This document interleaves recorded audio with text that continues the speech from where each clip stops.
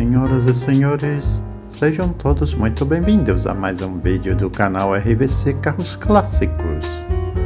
No vídeo de hoje, vamos rever os carros que dominaram as ruas brasileiras nos anos 40.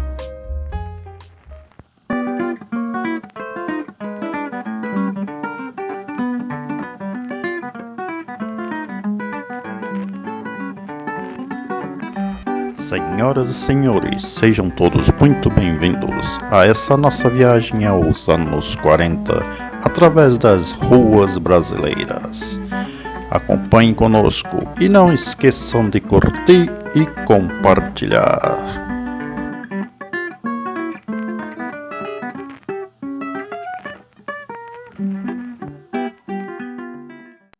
A década de 40 foi marcada pela Segunda Guerra Mundial, onde nossos carros começaram a usar como combustível o carvão, devido à escassez da gasolina.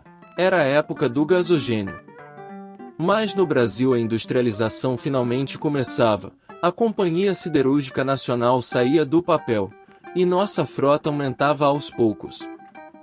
Vamos conhecer os veículos que circulavam pelas ruas brasileiras nesta década.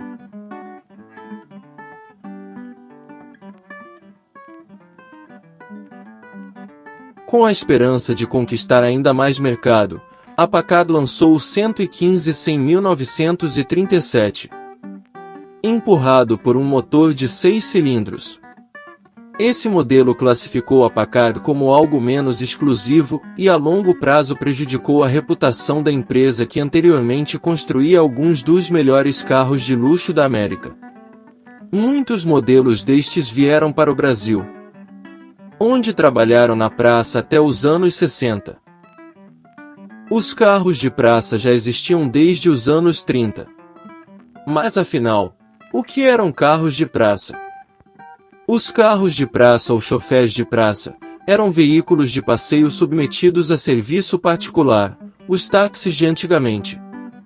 Geralmente eram estacionados ao longo de praças, mas também em ruas próximas a grandes centros comerciais ou mercados com mais de 2 portas. Nome que era dado aos supermercados. Nesta era os carros americanos reinavam absolutos, pois eram espaçosos, confortáveis e potentes. Este tipo de transporte conviveu por alguns anos com os táxis. A Chrysler queria entrar com a marca de Soto em competição com seus arquirrivais General Motors, Studebaker e Willys Knight, na classe dos preços médios. Lançou seu de Soto sedã 4 portas em 1937 e foi um grande sucesso, vendendo 82.000 unidades neste ano. Muitos de Soto vieram para o Brasil nos anos 40. A GM começou suas atividades no Brasil em 1925, num galpão do bairro do Ipiranga, São Paulo. Além de modelos Chevrolet, a linha montava carros da Cadillac, Buick, Oldsmobile, onde a produção inicial era de 25 carros por dia. Os chamados caravanistas eram os responsáveis por levar, rodando, os veículos da fábrica aos clientes pelo país. O Ford modelo 40 de 1933 foi um dos primeiros carros V8 da marca, tidos na época como um dos carros mais rápidos da América. Nas carrocerias coupé, 2 portas, e sedã, 4 portas, eram carros populares nos Estados Unidos e vieram em boa quantidade para o Brasil.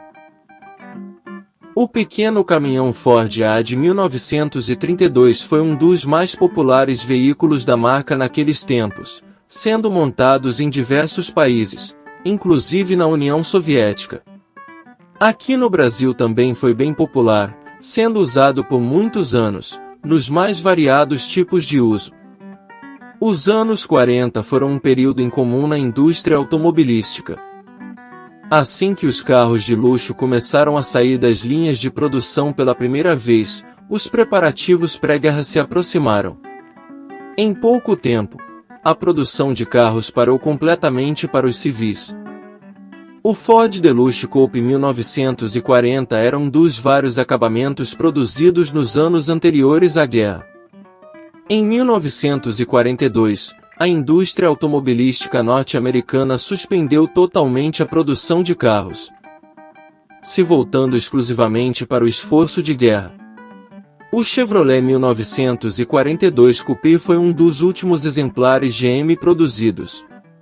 Ele tinha mecânica 6 cilindros, 216 polegadas cúbicas, câmbio manual de 3 marchas e 90 cavalos de potência. A série F de utilitários Ford foram os primeiros da marca no pós-guerra. Caminhonetes e caminhões, esta série se estende até hoje. Muitos vieram para o Brasil na forma de CKD, onde eram montados pela Ford e vendidos em todo o país. A Chevrolet também teve a sua linha de caminhonetes no pós-guerra. A segunda geração da linha compreendia a picape Chevrolet, a Suburban, furgão e os caminhões. Com mecânica 6 cilindros, os motores disponíveis eram o de 216 e 228 polegadas cúbicas, com transmissão manual de 3 velocidades.